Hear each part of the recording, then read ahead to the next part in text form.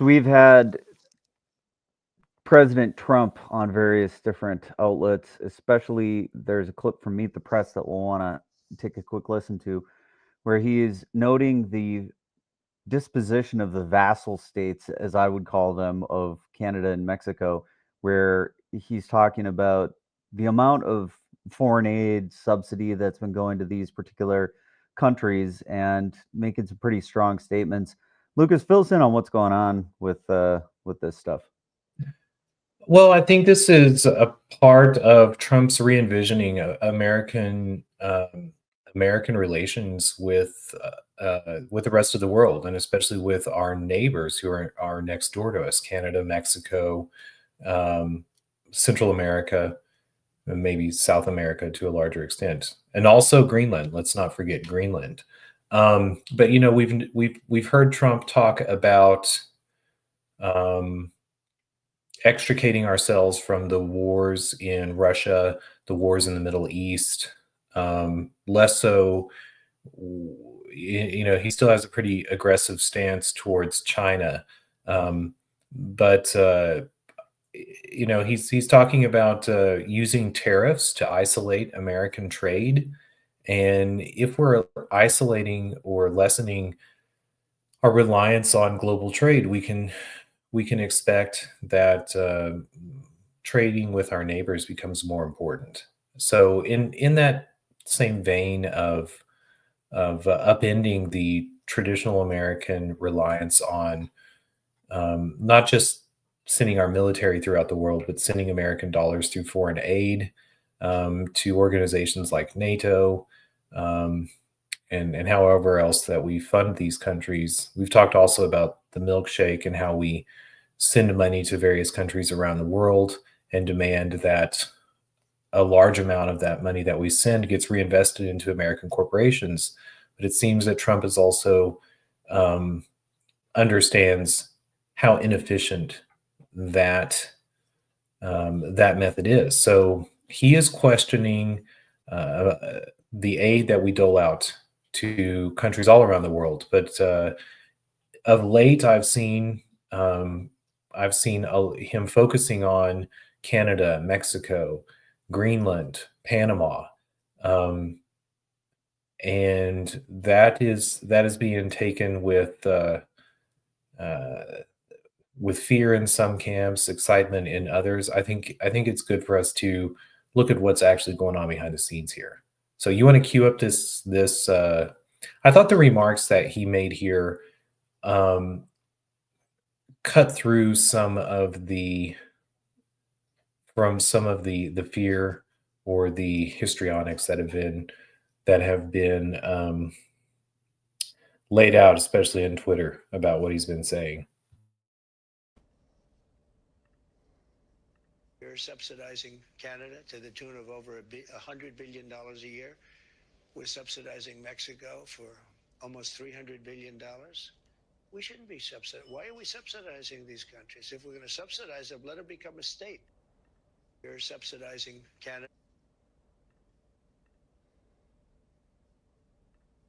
Was that it? Yeah, that's it. Yep. Well, so he's not twisting their arms, but Trudeau recently went to Mar-a-Lago, and the headlines afterwards were, Trump threatens to make Canada a state. But I mean, some background also on what's going on in Canada. The finance minister quit, the housing minister quit, the deputy prime minister quit. I have an idea that this all has to do with the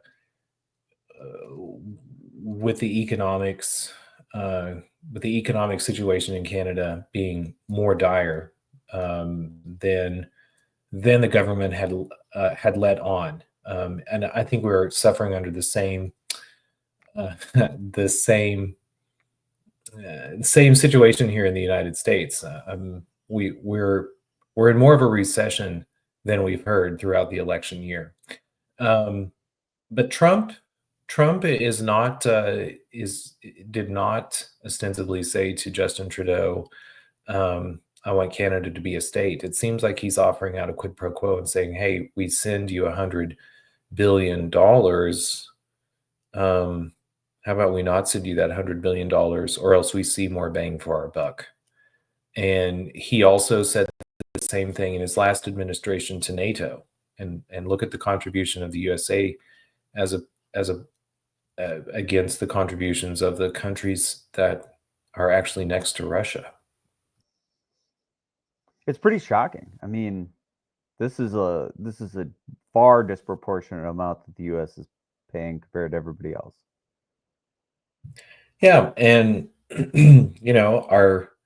our idol Ron Paul has called for not just ending the Fed but ending NATO. I don't think that there's anything wrong with that. The Soviet Union collapsed. Basing our foreign policy off of fears of other nations didn't do that well for us in the past. And I think that we should be basing our foreign policy off of trade and good relations with our neighbors, not with establishing a bogeyman who controls the other half of the world. So I don't see any problem with getting rid of NATO. I would say that the history of the Ukraine conflict in the last 5 years should be telling us that NATO was in jeopardy, that Russia was also focused not on fighting with the United States, but ending NATO. And I think the Russian response to the recent overthrow of Assad in Syria lays that narrative out for us. And with Turkey inserting itself into that conflict in such a way, and I say that because Europe is largely divided over how European countries should be engaging in the conflict in the Middle East. So with Turkey sticking their nose in there, it's only going to ratchet up the disagreements between the alliance of the European alliance of NATO. So I think Trump or his advisors also see that and understand too that there are alternatives to the United States dollars or to the dollar, and that sanctions are were once used to isolate other countries, now isolate the United States. We have 3 billion people in the world living under United States sanctions. I don't think that it has worked in the past, but again, as the world finds alternatives, those that tool, it becomes duller, more dull, duller. And Trump is entertaining thoughts of tariffs and isolating the United States by trade. So the flip side of that coin is also securing relationships with our neighbors. What's going on with Greenland? Why would Greenland even be a part of this discussion? I don't even remember the last time Greenland came up on any kind of a foreign policy world stage. Like, isn't this just a country that's mostly covered with an ice sheet? It is. It probably has a lot of oil reserves underneath that ice sheet or other resources, and that might be part of the interest. There's also maybe in a broader context, Greenland. This tweet that Donald Trump puts out is which if you scroll down through that tweet, you'll see that he actually addresses Greenland in this announcement of the Denmark ambassador. And if the United States is giving up its territories around the world, and we're seeing a collapse of global colonialism, you could also see the flip side of that is, why does Denmark control Greenland? If Greenland is part of the American continent and is also a place where, if we lose NATO and that alliance, and Denmark gets put under the thumb of Russia, or Europe is no longer a dear friend to us, why would we want the vulnerability of having an unsecured neighbor like Greenland? And I say that too. We've talked about Nicaragua here and about Cuba. Those are two more neighbors that we should be focused on securing our relations with, because I don't think it's a good idea for America to put missile bases in Ukraine or in Vietnam next to China. In the same way, I don't think it's a good idea for us to have angry neighbors that allow Russia to put missile bases in their countries either. So I think those are the two chief reasons why Greenland is of concern. Just its physical proximity to the United States. Yes, physical proximity, and also because of the resources that are under that. It's not just ice. There are things underneath the ice.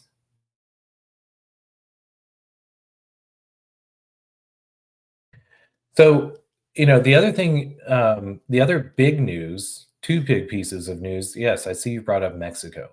So Trump has also talked about a soft invasion. I don't know that this is Trump, as we see This seems reported. mostly directed at the cartels, right? That he's saying he wants to try to reignite the war against drugs. Well, we heard MAGA talking about. I mean, immigration was the most importance, or the issue of highest concern that was discussed in the election.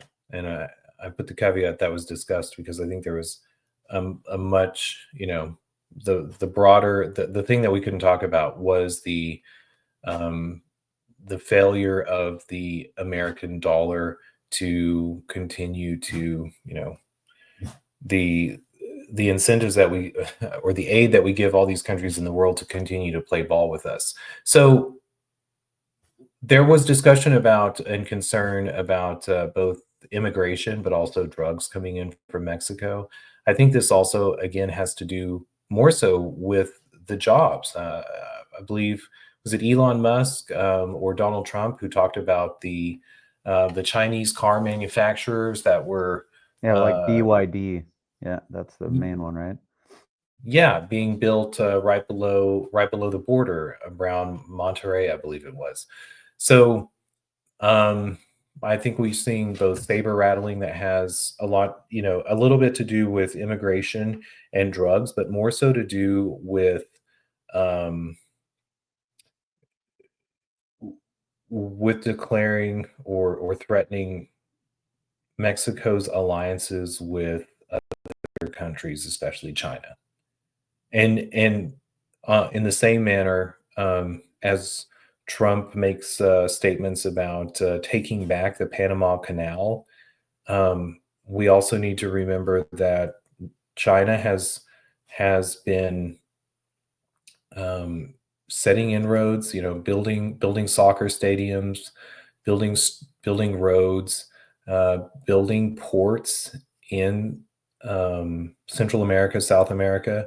I don't know if you saw the huge port that they built in Peru, but they built a massive port in Peru, and in Nicaragua they have been laying out plans for building another canal that crosses the Central American Isthmus to rival the Panama Canal. And I would imagine the president of Panama said, "You're not taking the Panama Canal." Um, I don't, the United States built the Panama Canal under Teddy Roosevelt, after the French had started a canal in Nicaragua and failed to build that canal, but that had a lot to do with malaria.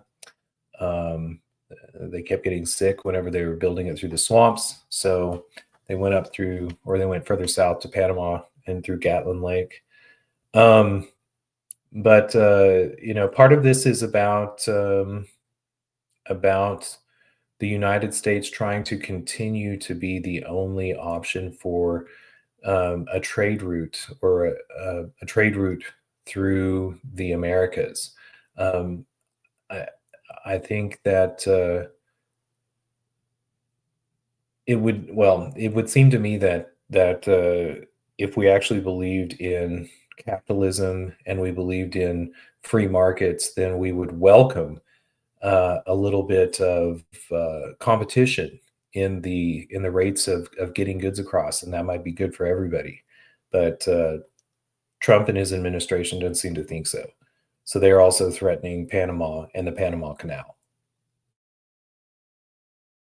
So I know that during COVID we had those supply problems and the canal got bottlenecked because didn't like one ship get trapped in the Panama Canal, kind of evidenced how important this still is in the world stage. Like international shipping across the ocean is still a huge part of how we move goods around. So this is not something small that they're talking about here. This is a significant part of how the global logistics system actually works. It is a huge part. The incident you're talking about, I believe, was the Suez Canal and a ship called the Evergrand, which is owned by Evergreen, which is a South Korean shipping company. Ah, you're right. Yep, that's what it was. That's exactly what I was thinking about. Well, it's interesting that you mentioned that though, because I have my suspicions about Evergreen. Uh, Evergreen Aviation was a company that was based out of Portland, Oregon. That in the wake of the Iran Contra affair was found to be a front company for the CIA when they were running This drug. is the one where we're talking about the company where you see these shipping containers all over the place that has that word Evergreen on it. That's the one we're talking about, right? Well, that's a shipping company that's based in South Korea. But before that shipping company that was based in South Korea existed, there was a company with the exact same logo that was based out of Portland, Oregon, and had a second base later out of Galveston, Texas. And interestingly enough, that company, which I believe the owner was Dell Shores, so another interesting character. Um, owns the Spruce Goose, by the way. Like that company bought the Spruce Goose in there and has it at their museum that's in Portland, Oregon. But remember, didn't really plan on going down this rabbit hole, but remember there was the Sandinistas, of whom Daniel Ortega and the Sandinista government are still in power in Nicaragua. And the United States, again, going back to securing trade in the region, ostensibly giving up control of the Panama Canal, but then setting up puppet governments in Latin America that were favorable to the United States and were not going to be friends with Russia. I like that Trump is doing this openly and having discussions about the money that we give in foreign aid. But in the Reagan administration, this was being done through the CIA and was being done by sending guns to the rebels that lived in those countries. I mean, this is exactly what we did in Syria. The CIA doesn't have that many playbooks, but a front company. Long story short, front company for the aircraft that were used for ferrying those guns down to Central America, Colombia, um, probably all around the world, was an aviation company that existed in Portland, Oregon. And that aviation company's name was Evergreen Aviation. And it had this same logo and branding as the shipping company that's based out of South Korea. And that shipping company handles massive amount of shipping around the world. Um, anyway, see one thing. Uh, I don't know for sure about the history of but when I saw the Evergrande and what occurred in the Suez Canal, I had to wonder How much of that was an accident? How much of was any of that based on the United States blob or State Department exerting pressure on world trade in a time of crisis? So enough about my conspiracy theories. Did I find the right one? Is this the one? That's it. That's Okay. it. If you scroll down through there, which, you know, on another side, we could have a conversation about forest fighting, but you know, Evergreen Aviation had a number of aircraft, and they were giving out contracts for firefighting and fighting forest fires should be done by trimming up the forest and by removing forest fire conditions beforehand. But seemed like a good excuse to have large aircraft and anyway, for our forest firefighting apparatus and the massive contracts that get awarded out to those aircraft. Go back to a CIA front company and a time in which the CIA needed a cover for the aircraft that they were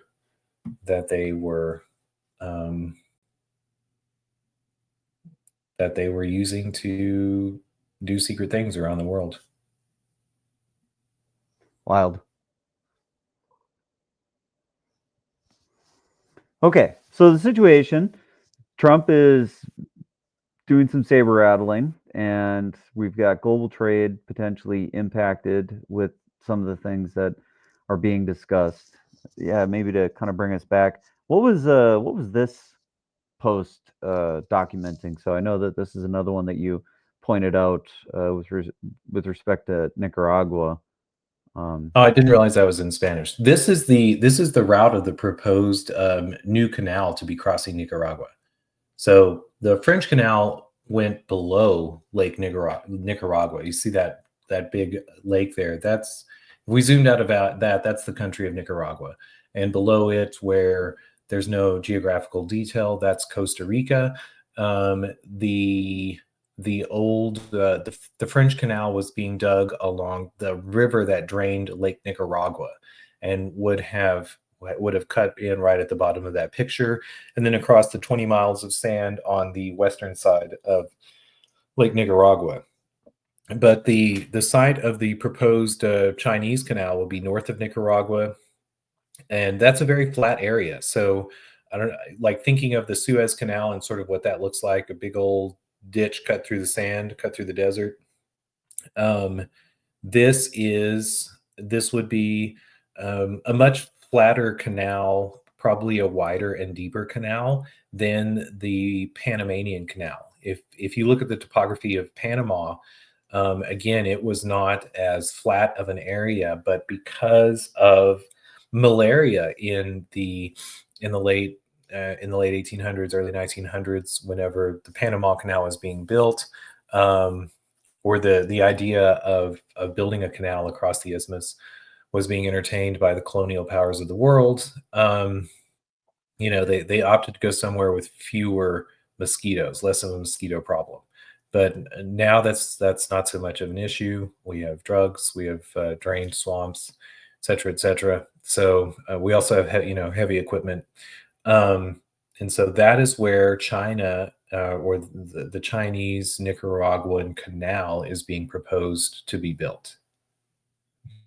Do you know how serious this is? Is this something that's likely to happen, or is it something I think we'll that see it. Yeah, I think we'll see it within 20 years.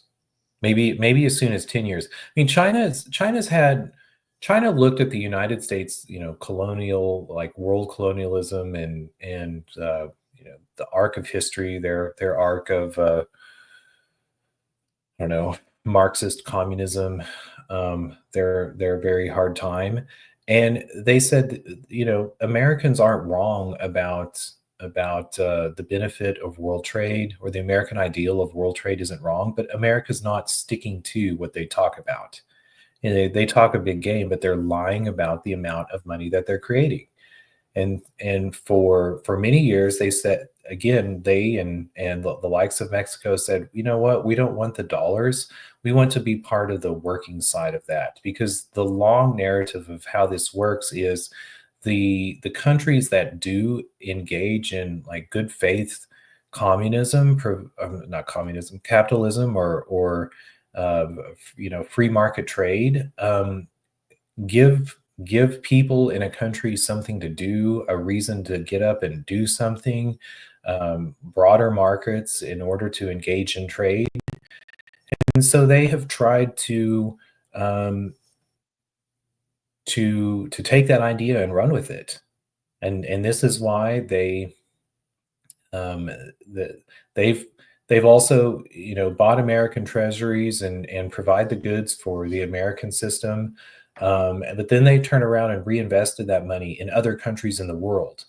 And they didn't inject money into all the countries of the world and say you have to reinvest in Chinese corporations. They said, we want to see things that increase trade, canals, roads, ports, malls, markets, things like this.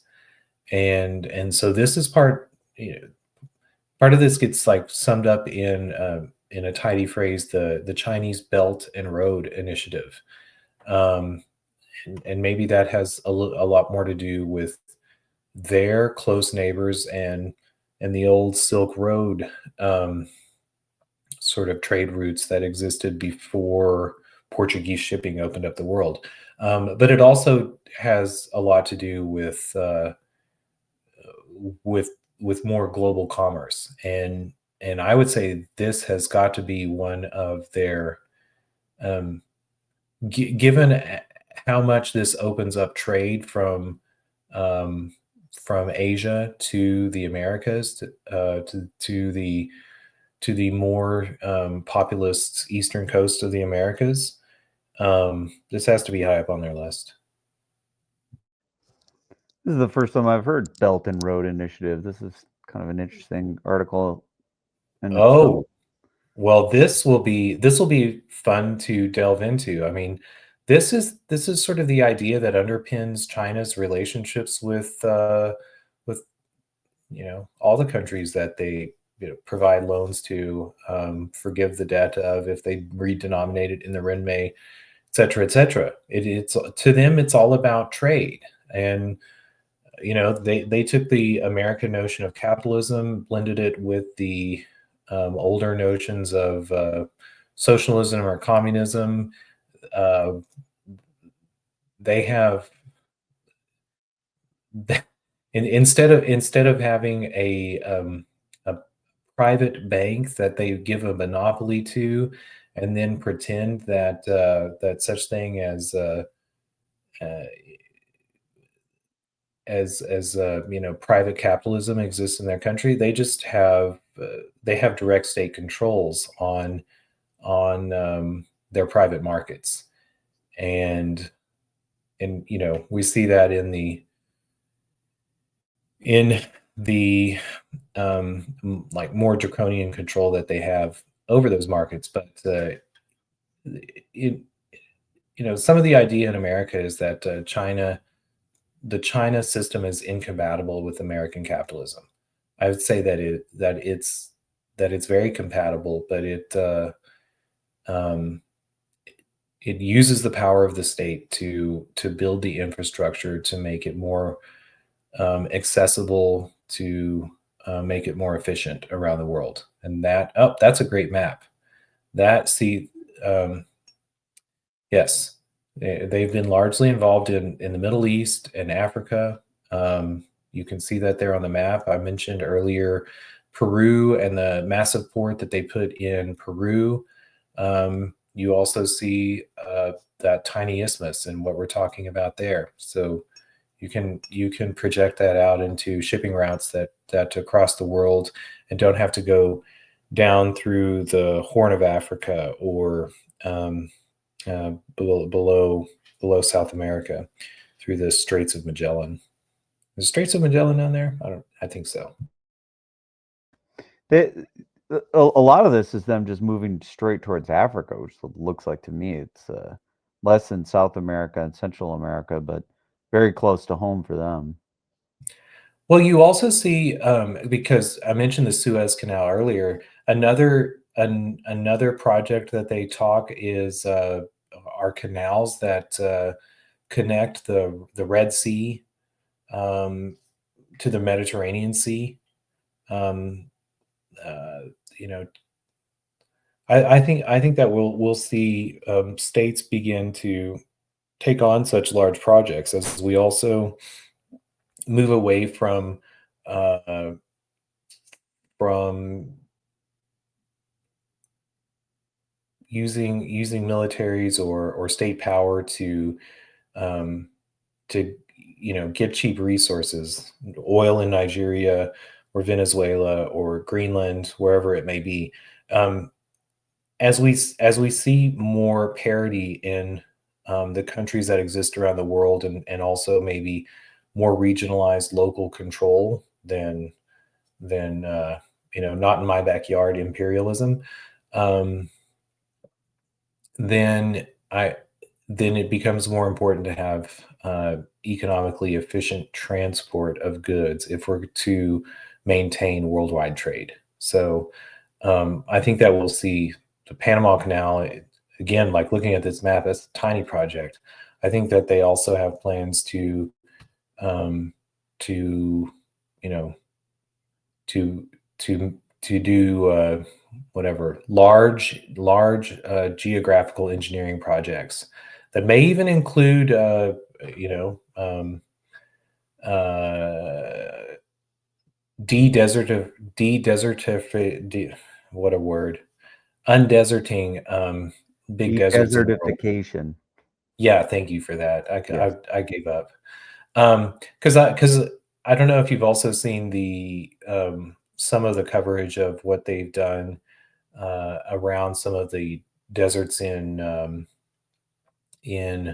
northwestern China, but they're not afraid of big projects, and we've sort of languished here. We had semi large projects in say the FDR years, etc. But um, but we've abandoned some of that notion in favor of capitalism or American capitalism, and that relied too heavily on abusing or taking advantage of other countries around the world. So there are projects that we could do in the United States that make a lot of sense, and that could increase what we make, what the better production of the land. I'm thinking of where you're at. You guys have too much water. We don't have enough water on the Great Plains. Yeah, Uh, and there's prohibitions against any kind of removing water from the watersheds of the Great Lakes. So that's already been thought of. I don't think they're going to be letting any water pipelines happen anytime soon. well, could be, but money solves this, and also where there are droughts and there are populations of people that don't have enough water. um, you know we shouldn't be shackled by the assumptions of history, put it that way. I think that we'll see in America um, at some point, um, more than just dams in the high areas of the United States, but it would be I mean, I would love to see Mississippi water diverted into the Great Plains, and we could certainly do it. Um, More conspiracy theories from me today. You're getting them all. Well, I think this is kind of an interesting take on what I think you're mentioning here. This is the Green Wall where they're working on de-desertification. Is this the right one? Yeah, and part of the concept is, um, part of the reason that we see I hate that word, whatever, um, growing deserts throughout the world um, is agriculture that privileges crops that are not beneficial to the land. And again, whenever we see more state control, we could see, and I'm just thinking in Western Colorado, the federal government went down and cut down massive swaths of juniper trees and pinyon trees. And they wanted to see grass grow in those areas so that there would be more ranching and more grazing in the West. Raise the agricultural output of the West, and they did all of that in the 40s after World War II. What happened? Now you have strips of sand and rock where those trees once were, and so instead of using agriculture that had a longer time horizon, pinyon nuts, pinyon trees, or maybe growing other trees that had other benefits, wood or firewood or furniture, whatever that may be. They did what was easy. They cut the trees down, try to make grass grow. Canada has not been trapped by that. It's not trapped by raising soybeans in the Amazon. So this is a possibility in our futures too. But we need to in some ways we need to have more state control, but I'm interested to see that done through money and not and not through bureaucrats who just say no or write rules that don't take into consideration the local populations. So I guess I'm telling you, I'm not abandoning my libertarian roots. I think there's a different way in the future. I guess a question about all this stuff that Trump is proposing. How much of this is under his direct control? Can he do a lot of these things he's talking about, or is this where he's got to get Congress complicit in all this to really make some of these things happen? I mean, clearly we're not going to make a state out of Canada or Mexico. That's probably not realistic. But some of the rest of this trade stuff seems to be fairly within his reach, right? Well, the foreign trade is he has a great amount of control over. He is also the mouthpiece, the head of our diplomatic relations with the countries around the world, and maybe he also understands how much of an impact that has, and that's why he's making such grandiose statements to lead it off. He also has a he also he has a majority in both houses, but Well, but like this NATO thing, like if he wanted to just cut funding to NATO, is this a funding thing that Congress has to do, or is this just an allocation from the executive branch? mm, um, I'm not sure. I'm Well, that'll not be sure. something we'll have to dig into a bit more because I know the budget came up uh, recently with Musk kind of throwing his weight in on the big omnibus bill, and that got shut down, right? That thing is not going through. Well, the big omnibus bill got shut down, but the smaller continuing resolution bill passed. So that was a lot of grandstanding by both sides, but Trump's response was to remove the debt ceiling, and I understand his rationale for that, in that it sets up a myopic theater, um, in that makes it difficult to address. But whether it's in 2 weeks or whether it's in 2 months or 4 months or 2 years, it's hard for the government um, to control its spending, and Trump didn't. Neither the Republicans who have more control, especially in the wake of the elections, which they're not seated yet, but whatever. Republicans played right along with that bill. It seemed like Thomas Massey was one of the only congressmen who was calling it out beforehand and not playing into that narrative. I'm dubious as to how much success Donald Trump is going to have with controlling the budget. And whenever I hear that, his first plan along those lines is to remove the debt ceiling, um, it's not like in his last administration we saw the largest increase of government spending in the history of the United States. As just a warning of what we may see in the future. Well, and I was heartened by some of this stuff that I saw happening. I don't know how much you saw the debate around what can be done with AI with respect to these massive bills that are getting dumped in front of Congress 24 hours before they're supposed to vote on them. That AI could be trained on this. This is exactly the kind of thing that I had hoped we could start using some of these artificial intelligence tools for, is that they would become a way that we could sort through this nightmare of what Congress is being asked to do, and each congressperson is being asked to do when these bills come before them. What are the ramifications of it, and have they had a chance to fully dissect it? I think a lot of people are under the misunderstanding that the aides and the people that are working within the team of the congressmen haven't had a chance to review and take a position on this stuff when the bill gets delivered to them, because a lot of these things are being worked on for weeks and months by lobbyists and special interest groups, and the folks that actually write these things. So when it actually gets delivered to be voted upon, I think a fair amount of this is pretty well been seen by the teams that are under the various congressmen.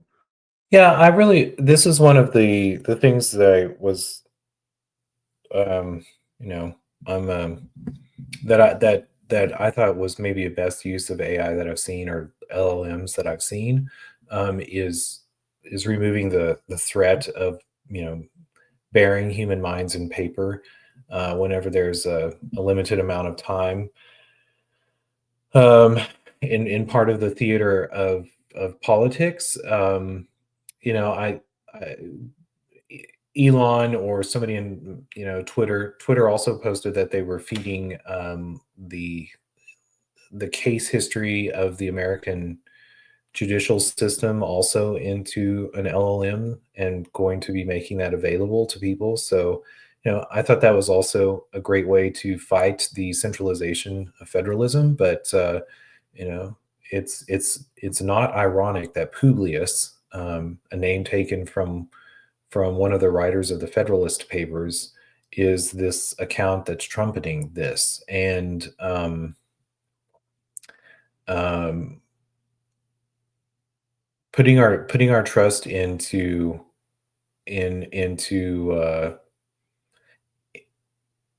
into technology.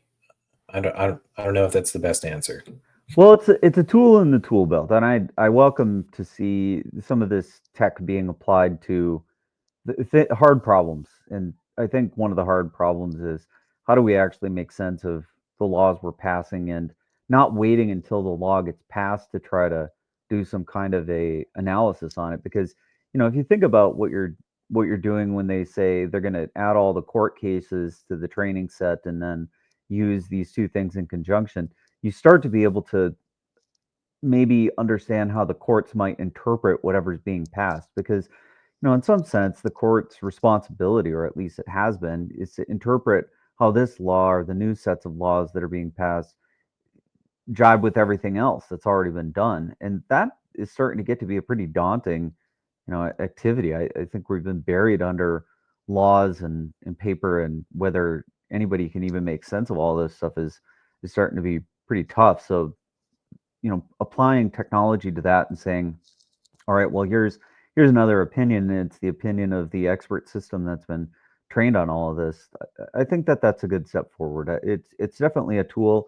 Whether that ultimately ends up ceding control to the, corporate overlords that are in control of the AI, that remains to be seen. But hopefully that this technology can be something that lawmakers and the general populace can start to use to weigh in on whether, after hearing the opinion of the AI, humans go look at the specific spots that may be problematic, and maybe we start to laser in on the parts that are are not good, or that might be shepherding in something that could be substantively detrimental. I'm thinking a lot of the Patriot Act and other things that kind of got jammed on through to fight terrorism, and then later ended up being used in a much more substantive way.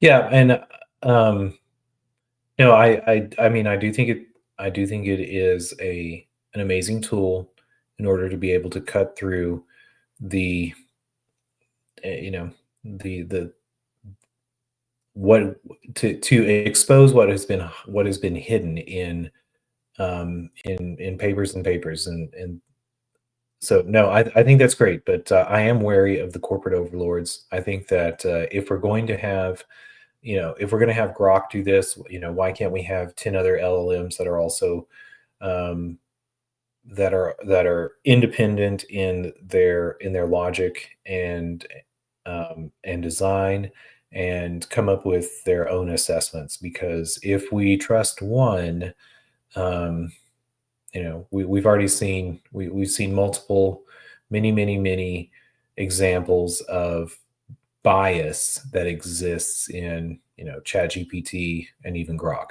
So we need to be wary of that. But it is nice to be able to cut through the middleman and get information into every man's hands. And I am excited about that with regards to with the legal process. You know, I don't love stare decisis and a reliance on previous decisions. I'd much rather see that we relied on juries, and but that notwithstanding, if we have to go present precedent in court, then yay that we have LLMs to find out all the instances that are um, I don't know. Yeah, I think to the extent that we that are use relevant. AI as augmenting intelligence, I'm very supportive of it. I think that that's definitely how it's being used so far. Is let's help make people that are able to harness this technology even better than they were before, because they can move just a little bit faster. They can have a bit deeper analysis and start to get past the parts that aren't as interesting to the parts that are more likely to be problematic. But yeah, we're close to time for today. Great discussion. Love that we ended up with some kind of a take on AI, because you can see where some of this stuff is going, and we definitely need to keep our finger on the pulse of how Elon Musk's influence in our current political institution is kind of being felt. And I think some of this focus on technology and how it can be leveraged to the common good, that's I think a pretty positive thing. So I'm heartened to see this, and I'm glad we got a chance to discuss it a bit. Yeah, I want to see some movie producers out there, or AI video content generators, make us a court scene in which all the advocates are Roomba robots. That'd be fun. All right, we'll see you tomorrow on FOMO. All right. Till then.